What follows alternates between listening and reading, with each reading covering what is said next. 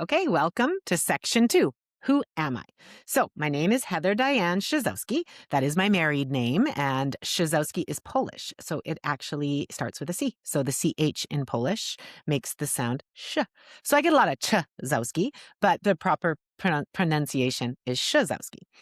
And my maiden name was also a C letter word. So the Mrs. C does work. All right. So I was born in the 1970s. I am a member of Gen X and the Lost Generation. If you don't know about the Lost Generation, stick around. I cover it in all of my stuff more than once. And I'm going to be talking about it in quite detail because there's a lot of us and there may even be future groups and stuff like that. All right. So my childhood, like everyone's, was probably a mix of wonderful, exciting, sad, and at times confusing. Living now looking back on my childhood with the lens of ADHD and neurodivergence and trauma, it's given me a new perspective on things. So where do I start? So my whole childhood is mess of big emotions, including a lot of fun. So I tell my husband all the time, it all comes from the same place. My anger, my sadness, my hilarious, my fun, my jokes, all of it. It all comes from the same place and they're all big. And so it's something that people who want to, love me need to accept this parts of me because a lot of times I can't change it. It's literally how I'm built. Okay. So I always knew I was different from the minute I started school, I think.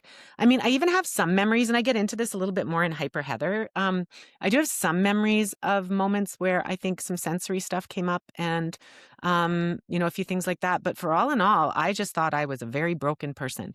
I didn't understand why I wouldn't listen in class and why I didn't do what was expected of me.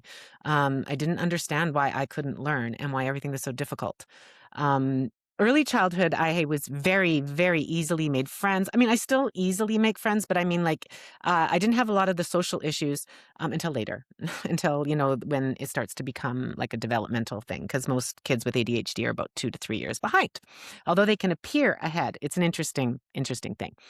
The worst part about that, though, and is probably my biggest passion as an ADHD educator, is the fact that I thought I was broken or morally flawed or both. And although through determination and a lot of hard work, I was able to find success, I also got there with a lot of unhealthy dopamine producing things, which caused another great impact on my self-esteem. And so my story is long and integrated and all that kind of stuff. And so for those of you that are interested in my personal story, you can find updates soon. I'm hoping to have it up by the end of the summer, at least by Thanksgiving-ish. For this year. It's going to be called Hyper Heather. And it's just reflections on my life and connections I make to my disability of ADHD. Yes. So since then, I have been diagnosed, finally, correctly. I've had a lot of misdiagnoses. And so just to give you kind of a rundown of what you're dealing with when you work with me is I have ADHD at a very severe level, a little sprinkle of autism, which you'll probably see show up in interesting ways. And I have CPTSD, which is also something that is coming up for a lot of us lost generation people due to living in a world where we were constantly told we were broken. There comes some CPTSD from that. And for me, it's also some childhood trauma. So I've done a lot of work. I've done a lot of healing. I've done a lot of reflection. But finding out that I had ADHD was one of the biggest gifts of my life. It was that moment of, I'm not broken. I'm just built differently. And it was the most validating thing I've ever had. So on that. All right. So then I went on. I'm going to go into my education and stuff next. So then I got married to my husband, Michael. Mike, he is wonderful. We have been married 21 years. We've had some ups and downs. Living with a woman with undiagnosed ADHD comes with a lot of challenges. Any person with ADHD can bring challenges to a relationship, but if it's the woman, estrogen and dopamine are proving to be very much impacting each other. And it can be very difficult in a marriage. So yes, in the future, actually, Mike and I are going to do some marriage stuff, some marriage reflections and conversations for any of you that would like to learn from us as well. Please know that with all things, you're going to learn from us because we've made the mistakes, not because we didn't. So if you're looking for someone who's done it perfectly, I'm probably not your girl. All right. And with my husband came our first daughter, TJ. She was 12 when we got married, and she made us grandparents, and to our beautiful granddaughter named Capri. So that is a beautiful gift in my life. I'll always be forever grateful that I was able to experience being a grandmother at an age where I can actually enjoy it and keep up with her a little bit. I mean, she can run me ragged. And then we have two other children, Kennedy and Bradley, and they are wonderful, beautiful humans. And I am truly blessed to have such sensational children in my life. I'm extremely proud because they didn't always have the best mother. And I get into all of that as well. So one of the things you might want to know if you're looking at me from a parent coach kind of perspective, yes, I can give you a ton of stuff from my school counselor lens on what to do and how to handle things and all that kind of stuff. But when it comes to parenting, it's just different because it never ends.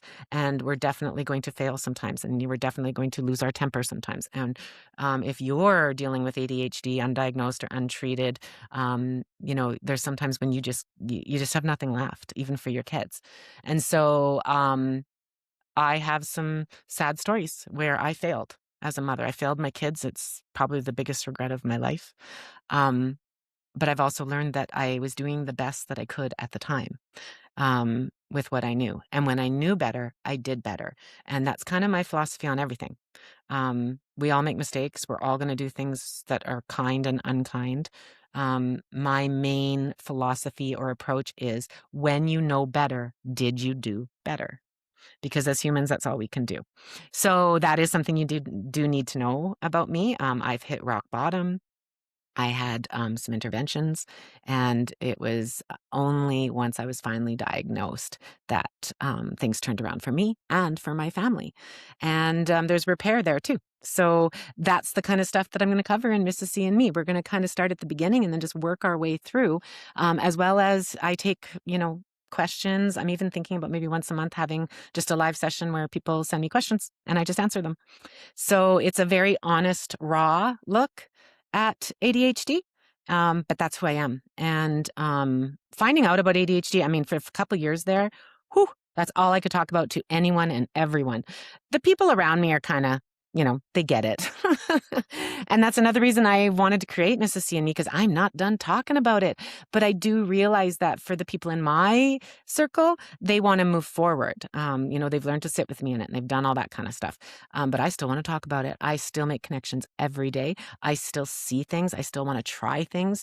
I still see the struggle that our children have and the schools and the teachers and parents, like all of it. I see it every single day. And so I just feel this is so, so valuable. I'm talking about this so much in this section because it truly is who I am. If you asked me right now, my hyper focus for the last 4 years has been ADHD, neurodivergence, and living in truth. That's who I am. That's what I bring to the table. And that's what I want to share with you. I do want to put up there too that I'm only going to be talking about my children if it's something they're comfortable with. Unfortunately, when you're doing things like this and you want to share your parenting journey, you're sharing your children's journey too. So that is just something that we have, as a family, have decided that those kind of things need to be approved by them. And if they aren't okay with it, then I don't share it. And so I hope that you are able to support that as well. I think that's about it. Oh, sorry, forgot one other thing. So in my past life, I was a golden retriever breeder. So this is a lifetime dream that my husband made true, made a dream came true for me.